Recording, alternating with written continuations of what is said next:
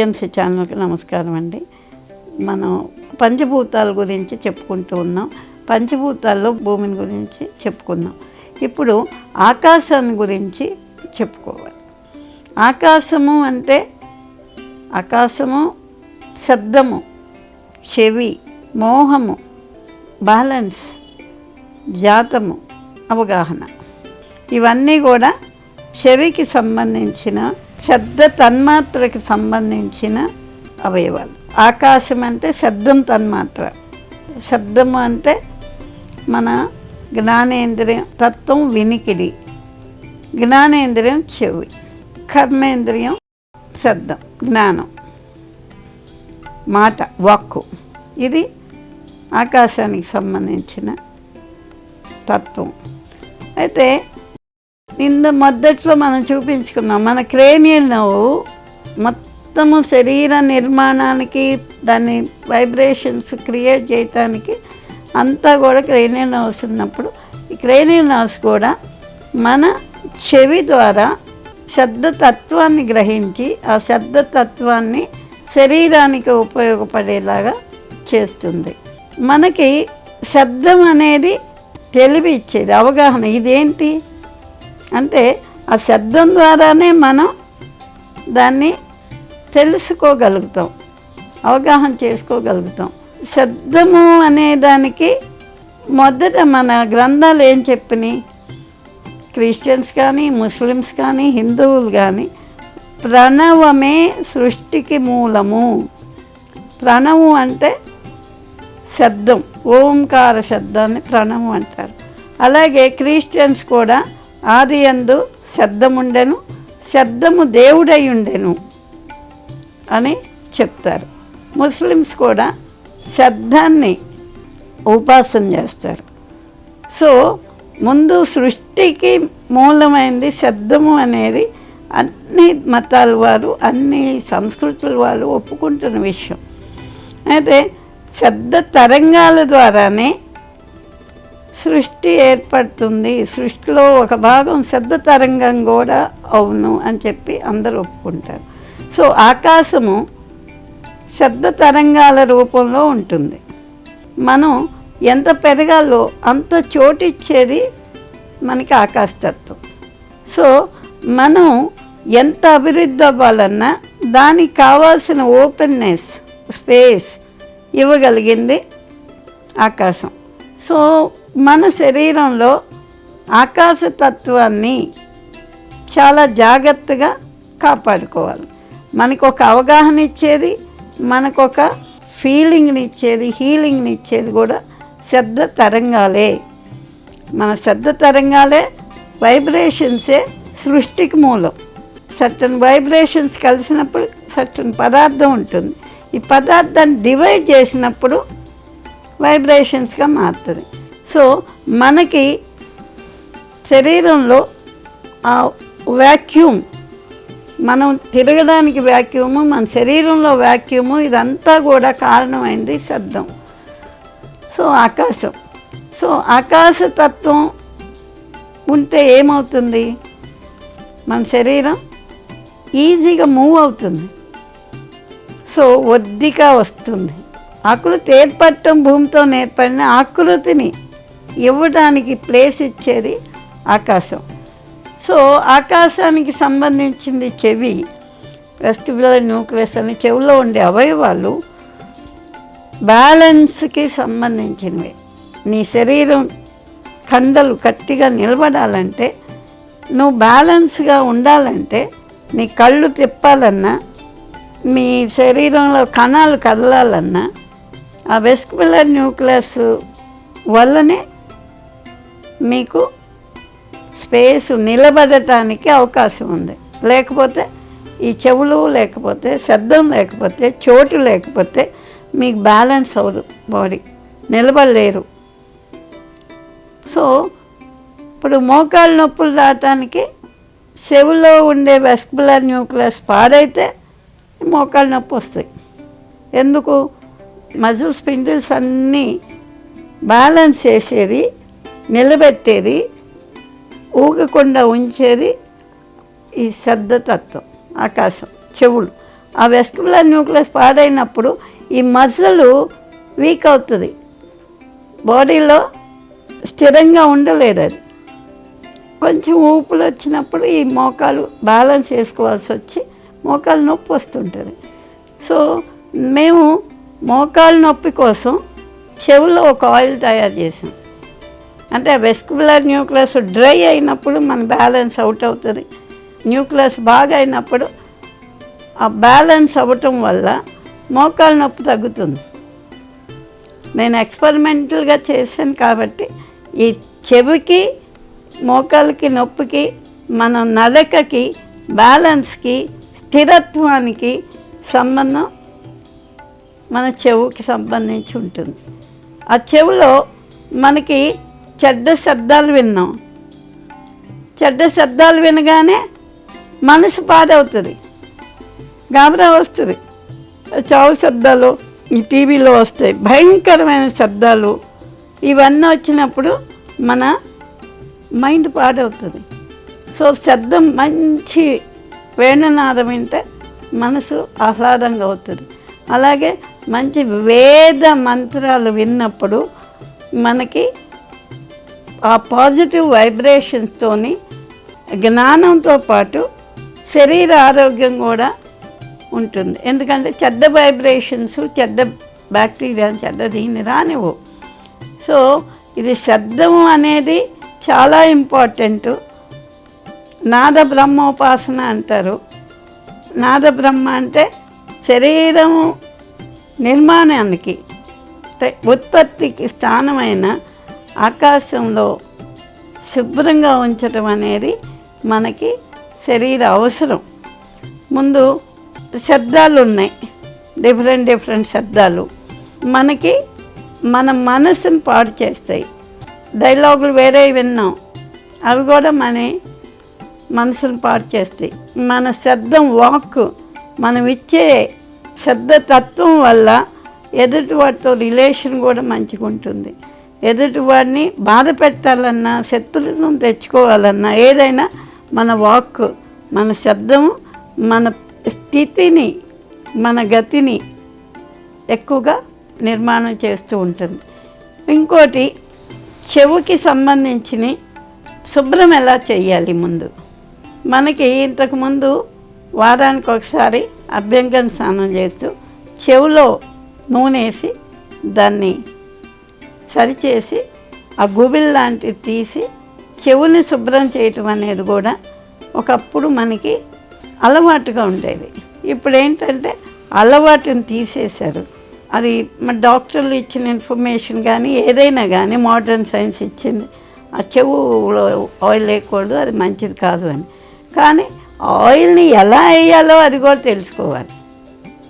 అది చెప్పినట్టు పోసేసి ఏదో ఇచ్చేటప్పుడు అది ఏంటంటే ముక్కులోకి వెళ్ళి అక్కడ ఇన్ఫెక్షన్ వచ్చి ఇదంతా కూడా ఏర్పాటు అవుతుంది. కాబట్టి అసలు ఆ విధానాన్ని ముందు తెలుసుకొని ఆ చెవుని శుభ్రం చేయటం అనేది మనం చేసుకోవాలి. ప్రతి అవయవానికి మెటాఫిజికల్ ఆస్పెక్ట్ అనేది ఉంది. జ్ఞానేంద్రియాలకి దైవతత్వం, ఆ తత్వం కూడా ఉంది. ఇప్పుడు చెవులు వింటాయి, కానీ కొంతమంది సైకిక్ శబ్దాలు వింటారు, కొంతమంది ఋషులు మంత్రాలను విన్నారు. అది మెటాఫిజికల్గా పనిచేసినప్పుడు మనకి దూరశ్రవణం, సైకిక్ హీరింగ్ కూడా వినపడతాం. అలాగే కర్ణపిశాచాలు అని కూడా మనం వింటాం. అంటే మనం ట్యూన్ అవ్వటం, ఇదంతా ఏంటి, రిసీవర్ లాంటిది. టీవీలో రిసీవర్స్ ఉంటాయి కదా, ఆ రిసీవర్ లాంటివి. మనకి అన్ని కణాల్లో ఆ రిసీవర్స్ ఉంటాయి. మనం వినటం అనేది బ్యాడ్, అంటే బేతాళుడు అంటారు, తాళం తప్పేశాడని బేతాళుడికి శాపం ఇచ్చారు. అలాగా శబ్దాలు, అస్తవ్యస్తమైన శబ్దాలు, ఒక ట్యూన్ లేనివి, ఒక గతి లేని శబ్దాలు వినటం వల్ల కూడా మనకి నెగటివ్ ఎనర్జీసు, నెగటివ్ శబ్దాలు వినటం, నెగటివ్ థాట్ రావటం, ఇవన్నీ కూడా అవగాహన అనేది సరిగ్గా లేకపోవటం జరుగుతుంది. సో అందుకని పిల్లల్ని ఈ టీవీలో వచ్చే ఈ రాక్ మ్యూజిక్లు, బ్యాడ్ మ్యూజిక్లు, దెయ్యాల సినిమాలు, భూతాల సినిమా, వాటిలో ఒక రకమైన సైకిక్ హిస్సింగ్ సౌండ్స్ వస్తాయి. అవి మన మనసును పాడు చేస్తాయి. సో దానివల్ల కొంతమంది దడుచుకుంటారు, కొంతమంది బ్యాడ్ విజన్స్ వస్తాయి, కొంతమంది వాంతులు వస్తాయి. అన్ని అవయవాల్ని అది ఇన్ఫ్లుయెన్స్ చేస్తుంది. ఎందుకు? ఆకాశంలో అన్నీ ఉన్నాయి. ముందు ఏర్పడటం ఆకాశం ఏర్పడింది. ఆకాశంలోంచి వాయువు, వాయువు నుంచి అగ్ని, అగ్ని నుంచి నీరు, నీరు నుంచి భూమి ఏర్పడింది. సో మీకు ఆకాశంలో అన్ని పదార్థాలు ఉంటాయి గుణాల రూపంలో. ఆకాశము ఇప్పుడు పంచదార ఉంది, పంచదార ఘన పదార్థం, మ్యాటరు కనిపిస్తుంది, కానీ తీయదనం అనేది మీకు కనపడదు. పంచదార ఆకాశంలో తీయదనం రూపంలో ఉంది. అలాగే మన శరీరం ఆకాశంలో ఆ తత్వం గుణ రూపంలో ఉంది. శీతలం, ఉష్ణం, సుఖం, దుఃఖం, ఆనందం, ఇవి ఆకాశంలో గుణతత్వాలుగా ఉంటాయి. ఆకాశానికి జ్ఞాతము అనేది ఒక శక్తి ఉంటుంది. జ్ఞాతము అంటే అవగాహన. మనకి శరీరంలో అవగాహన పెరగాలంటే ఆకాశతత్వంలో జ్ఞాతం అనే పవర్ ఎక్కువ ఉంటేనే అవగాహన వస్తుంది మనకి. ఇప్పుడు చెవులు మనని బయట ప్రపంచాన్ని లోపలికి చేరవేస్తాయి. కళ్ళు అయితే బయటికి తీసుకెళ్తాయి, చెవులు లోపలికి చేరవేస్తుంది ప్రతి పదార్థాన్ని. కానీ దానికి అవగాహన ఉన్నప్పుడే ఆ శబ్దం యొక్క మీనింగ్ అర్థమవుతుంది. సో అవగాహన అనేది మనకి ఆకాశతత్వంలో ఉంటుంది. పిల్లలు మనం టీవీ చూస్తూ ఉంటాం, శబ్దాలు ఏవో వెళ్తూ ఉంటాయి, కానీ మనం వేరే ఆలోచించున్నప్పుడు, మన శ్రద్ధ వేరే ఎక్కడ ఉన్నప్పుడు, మన అవగాహన వేరే దాని మీద ఉన్నప్పుడు మనకి ఆ శబ్దాలు ఇన్ఫ్లుయెన్స్ చెయ్యవు. అంటే ఏ శబ్దమైనా, ఏ తరంగమైనా మనకి లోపలికి అప్రోచబుల్ ఉన్నప్పుడే, ఆ శబ్దం అవగాహన ఏర్పడినప్పుడే దాని మీద మనం శ్రద్ధ పెడతాం, మనకి అర్థమవుతుంది. సో చెవులు విన్నా కానీ దాని మీద మన జ్ఞాతం లేకపోతే, అవగాహన లేకపోతే వినలేవు, అర్థం చేసుకోలేవు, బ్రెయిన్ దాన్ని పనిచేయదు, దాన్ని రెస్పాండ్ అవ్వదు.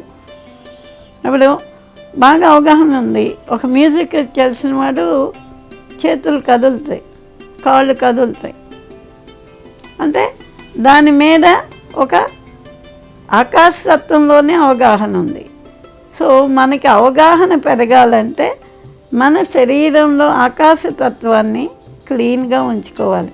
ఘంటాకర్ణుడు అనే వాడు రాక్షసుడు హరి అనే శబ్దం వినకూడదని చెవులు గంటలు కట్టుకున్నాడు. ఆ గంట శబ్దం బయట నుంచి ఇంకొక శబ్దం ఏది అప్రోచ్ కాకుండా లోపలికి. సో ఇలాగా మనకి చెవి అనేది చాలా ఇంపార్టెంట్ మొత్తము ప్రాణానికి. ఎందుకంటే అవగాహన లేకపోతే ఏ పని చేయలేం. ముందు బ్రెయినే ఇంపార్టెంట్ కదా.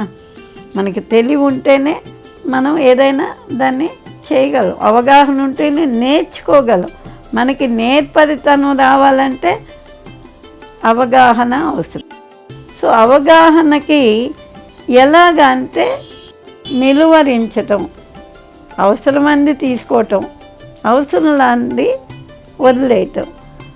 ఆ శబ్ద తరంగాలు మన మనసును పాడు చేస్తాం అనుకున్నాం కాబట్టి చెడ్డ శబ్దాలు వినకూడదు, మంచి శబ్దాలు వినటం ద్వారా ఈ తత్వాన్ని మనం సరిచేసుకోవాలి. అదే కాకుండా జ్ఞానేంద్రియమైన చెవుని అప్పుడప్పుడు క్లీన్ చేసుకోవాలి. ఆ చెవులో ఉండే మలినాలన్నిటిని కూడా తీసేసుకోవాలి. సో మనకి ఒద్దిక అంటే ఒక రకమైన డిసిప్లిన్ రావటానికి మన ఆకాశతత్వమే కారణం. మనం ఆ నిలువరించటం అనేది ఆకాశతత్వం. అందుకే మన పిల్లలు ఒద్దిక లేకుండా అయిపోయారు. బ్రెయిన్కి ఏదైనా నేర్చుకోవాలంటే ఇంతకుముందు మాస్టర్లు ఏం చెప్పేవాళ్ళు, డిసిప్లిన్ ఏర్పాటు చేసేవాళ్ళు. ఒంటి కాళ్ళ మీద నిలబడు, గోడ కుర్చీ అయి చేతులు కట్టుకో అని శరీరాన్ని ఆ వైబ్రేషన్స్తోని చలనం రహితంగా చేసినప్పుడు అది మనకి బ్రెయిన్కి అవగాహన వస్తుంది. అంటే వేరే దేని మీద లేకుండా దాని మీదే అవగాహన వచ్చినప్పుడే చదువు వస్తుంది. అందుకే శరీరానికి డిసిప్లిన్ చాలా అవసరం. చెవులు శుభ్రంగా ఉంటేనే, మంచి శబ్దాలు వింటేనే శరీరాన్ని ఈ తత్వాన్ని అరికట్టినప్పుడే అవగాహన వస్తుంది. అంటే మీరు పిల్లలకి చదువు రావాలంటే వాళ్ళ శరీరం చలనరహితంగా ఉండాలి. బ్రెయిన్ అప్పుడు అవగాహనకి వెళ్తుంది. మనం టీవీ చూస్తుంటే అది శబ్దాలు వినపడవు, వేరే ఏది మనకి రాదో, అలాగా మన శరీరంలో ప్రతి కణము పనిచేస్తున్నప్పుడు చలనం ఉన్నప్పుడు అవగాహన రాదు. మన కాలు కదులుతుంది, ఏదో చదువుతాం, రాదు. మీకు పిల్లలకి డిసిప్లిన్ ఏర్పాటు చేస్తేనే అవగాహన వస్తుంది, అంటే తెలివి వస్తుంది, జ్ఞానం వస్తుంది. సో దానికి మీకు పిల్లల్ని ఇవాళ పిల్లలు ఆహారంలో మార్పు వల్ల కానీ ఆ డిసిప్లిన్ లేదు, ఒద్దిక లేదు, కదలిక చాలా ఎక్కువ ఉంది. మీరు పిల్లల్ని గమనించండి. ఇవాళ రేపు పిల్లలు 10 నిమిషాలు కదలకుండా కూర్చోలేరు. నేను ఛాలెంజ్ చేస్తాను. ఆఖరికి నిద్రపోయేటప్పుడు కూడా మూమెంట్ ఉంటుంది, కదలకుండా పడుకోవటం కూడా లేదు. దానివల్లనే ఇంపేషన్స్ వస్తుంది, అవగాహన రావటం లేదు, పరిస్థితిని అవగాహన చేసుకోలేరు, పరిస్థితిని తట్టుకోలేరు. పుట్టినప్పుడు పూర్వం మన చిన్నపిల్లలకి పద్ధతి ఉండేది. నలుగు పెట్టేవాళ్ళు చర్మాన్ని ప్రొటెక్ట్ చేయటానికి, చెవుల్లో నూనె వేసేవాళ్ళు, ఒంటికి ఆముదం రాసేవాళ్ళు, సున్నిపిండి రాసేవాళ్ళు, జోల పాటలు పాడేవాళ్ళు. మన శబ్ద తరంగాల్ని, మన బ్రెయిన్ని యాక్టివ్ చేయటానికి, అవగాహన పెంచడానికి జోల పాటలు పాడేవాళ్ళు. ఆ జోల పాటలతో నిద్రపోయేవాళ్ళు పిల్లలు. ఆ నిద్రలో సబ్కాన్షియస్లో వీళ్ళు ఇచ్చే ఫీలింగ్ అంతా వెళ్ళేది. కథలు చెప్పేవాళ్ళు. దేవాలయాల్లో కూడా మ్యూజిక్, పాటలు, భజన, కీర్తన, వీటి ద్వారా మన ఆకాశతత్వానికి, మన బ్రెయిన్కి, మన నేచర్ని సరిచేయటం అనేది శబ్ద తరంగాల ద్వారా మన జరిగేది. మెయిన్గా చిన్నపిల్లల్ని చాలా అవగాహన పెంచాలి, మంచిదేదో తెలియాలి అన్నప్పుడు వాళ్ళకి మంచి శబ్ద తరంగాల్ని ఇవ్వాలి, మంచి మాటలు చెప్పాలి, మంచి దైవ నామాలు వాళ్ళకి చెప్పాలి. తర్వాత అదే కాకుండా వాళ్ళకి ద్వేషపూరితమైన మాటలు చెప్పకూడదు. ఎందుకంటే మనసు పాడయి తన మొత్తము శరీరంలో ఆ విషాలు ప్రొడ్యూస్ అవటం ఎప్పుడు అవుద్దంటే ఆ ద్వేషం రాగానే అవుతుంది.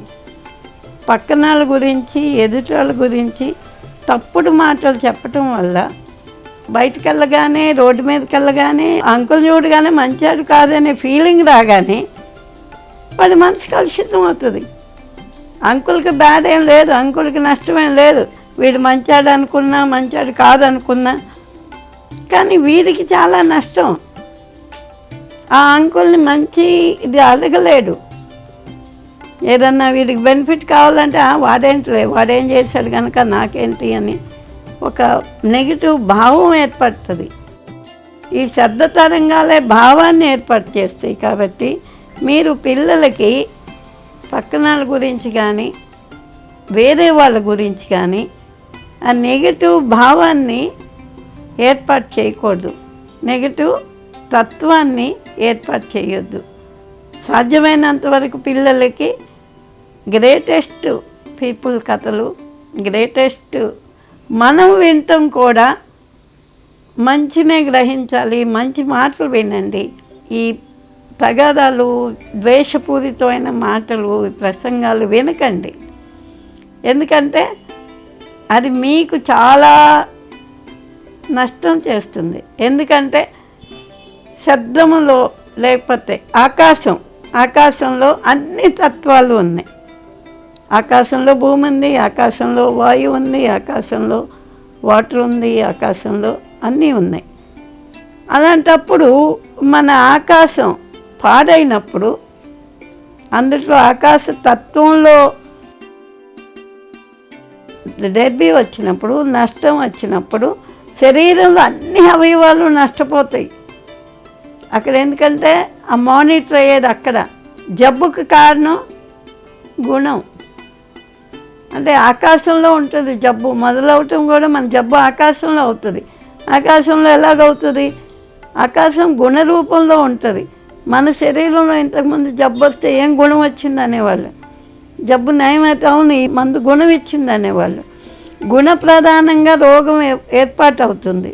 సో అందుకని మనం శీతలం, గుణాలంటే చెడ్డకు మంచి గుణాలు కాదు, ఆ పదార్థానికి ప్రకృతికి ఉన్న గుణం శీతల గుణం. ఎక్కువ వచ్చిందనుకోండి శీతలం, అది చలి ఎక్కువైంది, హిమాలయాల్లో మనం సడన్గా పడ్డాం బట్టలు లేకుండా, అప్పుడు జబ్బు వచ్చేస్తుంది, ప్రాణం ఉండదు. అలాగే ఎండలో ఎక్కువ పడ్డాం, ఉష్ణం, ఆ ఉష్ణం అనే గుణము, ఎండ కాదు ఉష్ణం అనే గుణం మన శరీరాన్ని డిస్టర్బ్ చేయటం వల్ల మనకి ఆ జబ్బు వస్తుంది. దుఃఖం అనే గుణం, ఎక్కువ దుఃఖాన్ని ఉన్నప్పుడు లోపల దోషం ఏర్పడి పాయిజన్స్ ఏర్పడతాయి, అవి కళ్ళనీళ్ళగా బయటకు వెళ్తుంటాయి. అలాగే సుఖం ఎక్కువైనప్పుడు ఎక్కువ ఎంజాయ్ చేస్తాం. ఆ ఎంజాయ్మెంట్ వచ్చినప్పుడు దానికి సంబంధించిన జబ్బు వస్తుంది.